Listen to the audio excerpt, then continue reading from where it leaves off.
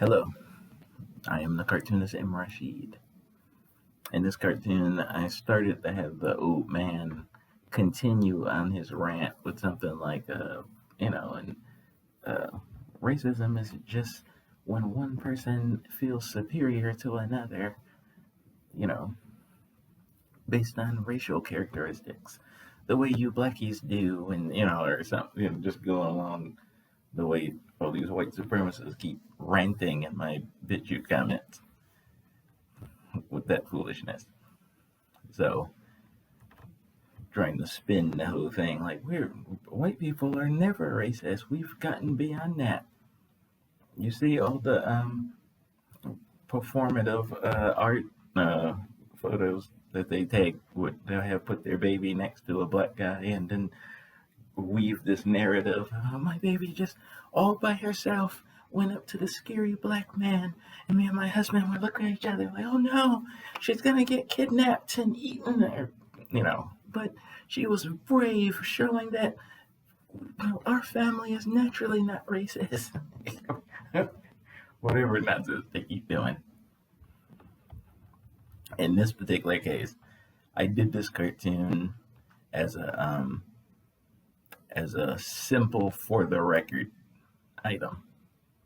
It wasn't confrontational or nothing. It was just the activist letting the other guy know what was real without the anger force involved.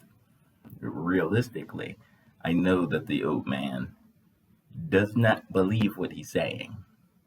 This is a sham. He's saying this to cover over the economic nature of racism in the United States of America against the former slave class.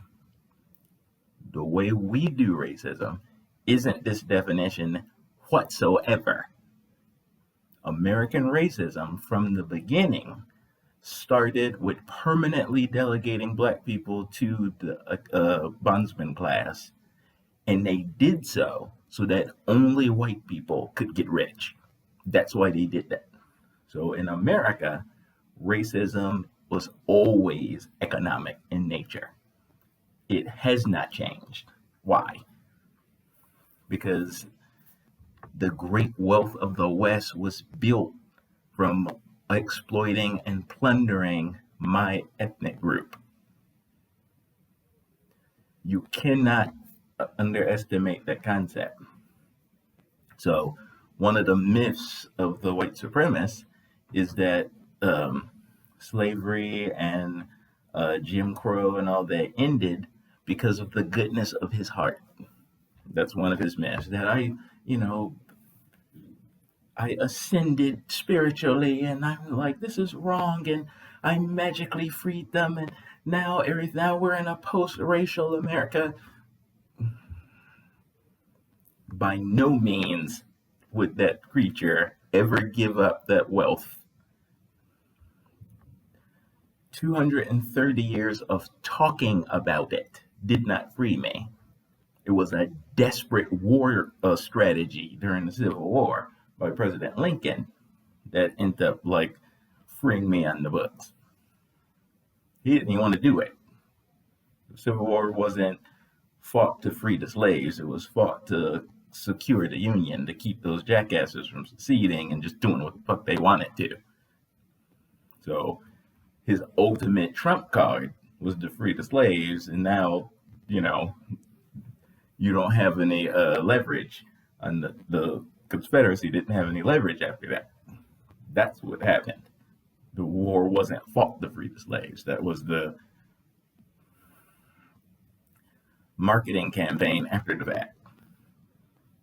Probably from that damn Johnson. So, anyway, the concept of racism being all it is one person. No, it's about money. You're never gonna let that money go just because it's the right thing to do. I did an early cartoon before I started my formal Weapon of the People Decoded series. I did an early cartoon that showed the slave owner with like a giant wagon full of money that represented trillions of dollars. And he's like, from the goodness of my heart, I'm just going to give this up for the greater good. That's the mythology, the lie that they like to try to imply all the time, if not outright say it. Foolishness. This creature is absolutely committed to the for love of money road of evil. That's his entire record of deeds in the last 500 years of the rise of European imperialism. So the idea that he's just gonna, okay, you're free. I guess I'll just leave you alone to, you know, make your fortune. In fact, here's your reparations. Sorry about that slavery thing, and I'll just do my thing, you do your thing, and we'll compete as economic equals in the markets and see who's the better man. No, he would never do that willingly because he's a jackass. So this definition is a spin job in America. This has never represented what racism means in America. It's always been the money. Always. And don't let any piece of shit say otherwise to you. Thanks. Peace.